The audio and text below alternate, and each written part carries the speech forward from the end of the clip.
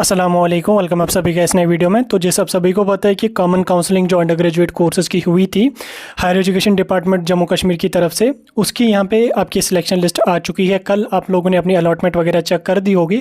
तो अब जिन लोगों को यहाँ पे एडमिशन करना है उसके लिए आपको डॉक्यूमेंट्स भी ले जाने हैं वहाँ पर, यानी कि 19 अगस्त से आपकी डॉक्यूमेंट की वेरिफिकेशन यहाँ पर चलेगी।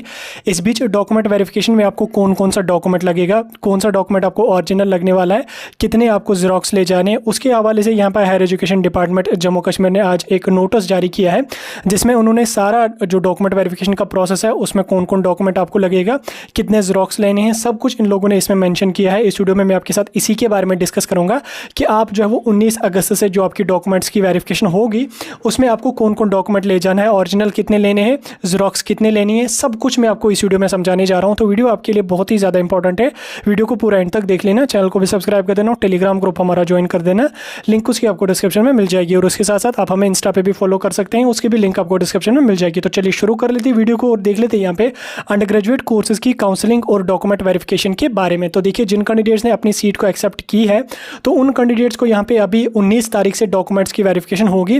तो 19 अगस्त से आपको जो आपको कॉलेज मिला है, आपको उस कॉलेज में जाना है, अपने डॉक्यूमेंट्स को वेरीफाई करवाना है। डॉक्यूमेंट्स को वेरीफाई करते ही आपके पोर्टल पे जो वो फ़ी पेमेंट की लिंक एक्टिवेट हो जाएगी, फिर आपको अपने कॉलेज की फ़ी पे करनी पड़ेगी। ठीक, तो 19 अगस्त को जब आप फिजिकली कॉलेज में जाओगे तो कॉलेज वाले आपको फ़ोन करके वो बुलाएंगे नहीं, आप उन ख्यालों में नहीं रहना, क्योंकि अभी स्टूडेंट हमें फ़ोन कर रहे थे, बोल रहे हमें कॉलेज से कोई कॉल ही नहीं आया। ऐसा कुछ भी नहीं होगा, आपको डायरेक्ट कॉलेज वाले बोलेंगे और कॉलेज वाले नोटिफिकेशन भी निकालेंगे। उस पर मैं डिटेल्ड वीडियो कल मॉर्निंग में डाल के आपको दिखाऊंगा कहाँ से कॉलेज वालों की नोटिफिकेशन आपको चेक करनी है। बहरहाल उसके लिए ऑलरेडी जो है जेके हायर एजुकेशन डिपार्टमेंट ने नोटिफिकेशन भी निकाली है। उन्होंने बोला है कि 19 अगस्त से आपकी डॉक्यूमेंट वेरिफिकेशन चलेगी। तो जिस टाइम आप 19 अगस्त को अपने कॉलेज में चले जाओगे उसमें आपको कौन कौन डॉक्यूमेंट ले जाना है। सबसे पहले आपको अपना पासपोर्ट साइज फोटोग्राफ जो वो 4 कॉपी अपने पासपोर्ट साइज फोटोग्राफ की ले जानी है। आप रिसेंट का कोई फोटो उठा दीजिए, ऐसा नहीं कि आप 10 साल पुराना फोटो ले जाओगे वहाँ पे, नहीं, रिसेंट का फोटो उठा दीजिए आप। 4 कॉपी जेरॉक्स कॉपी की, मतलब 4 पासपोर्ट साइज फोटोग्राफ अपने ले जाने हैं आपको वहाँ पे।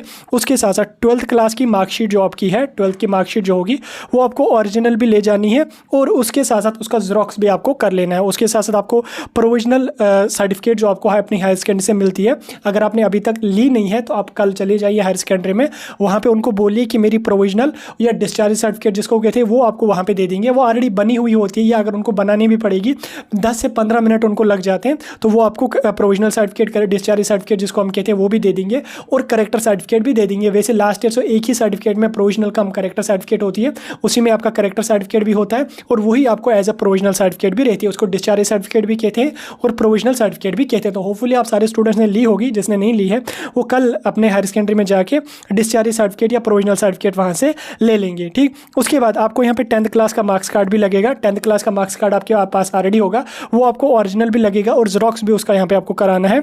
उसके बाद डोमिसाइल सर्टिफिकेट आपके पास होना कंपलसरी है, या पीआरसी भी अगर आपके पास है तो वो भी चलेगी। वैसे पीआरसी तो आप किसी के पास है नहीं, अब तो डोमिसाइल ही अपडेट हुई है, वही आपको यहाँ पे लगती है। लेकिन लद्दाख के जो स्टूडेंट्स होते हैं उनको जब ऐसी certificate as a PRC treat की जाती है तो वो उसको भी चला सकते हैं। लेकिन जम्मू कश्मीर के जो है वो आरबीए और आरबीए नहीं, डोमिसाइल सर्टिफिकेट जो आपके हैं वो यहाँ पे ओरिजिनल में भी ले जानी है और उसके साथ साथ उसका जेरॉक्स भी आपको वहाँ पे ले जाना है। उसके बाद अगर आप जो वो मतलब सेंट्रल गवर्नमेंट एम्प्लॉय आपके पापा हैं तो उसके पास उनके जो आपका ऑक्यूपेशन का प्रूफ होता है वो आपके पास होना चाहिए। ये ऑप्शनल है, ये सभी कैंडिडेट को नहीं लगेगा।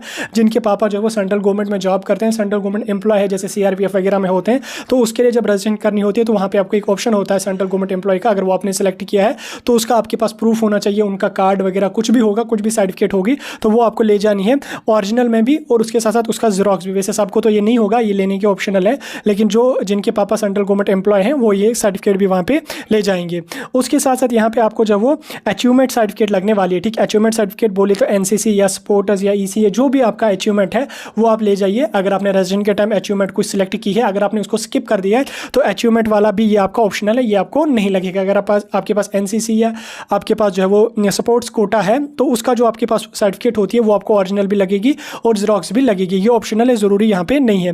उसके साथ साथ आपको कैटेगरी सर्टिफिकेट भी यहाँ पे लगने वाली है, SC ST OWS मतलब EWS OBC RBA PSP। तो अगर है कोई कैटेगरी तो ले जाइए, अगर ओपन मेरिट्स हैं तो कैटेगरी भी लेने की कोई भी ज़रूरत नहीं है।